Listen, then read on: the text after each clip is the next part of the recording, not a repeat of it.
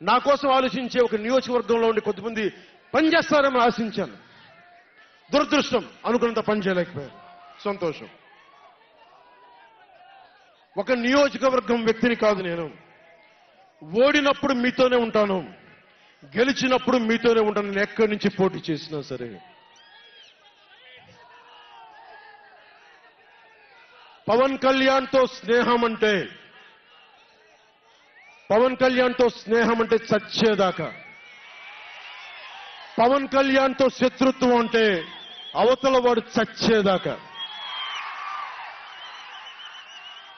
ఇద్దరు కలిస్తే చూడలేడు, నలుగురు నవ్వుకుంటే చూడలేడు, 10 మంది పచ్చగా ఉంటే భరించలేడు.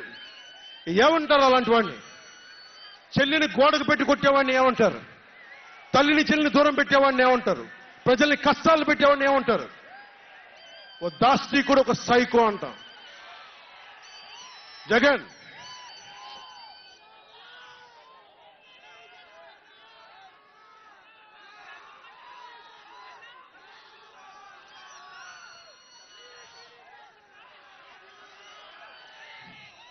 జగన్కి చెప్పదలుచుకుంది ఒకటే.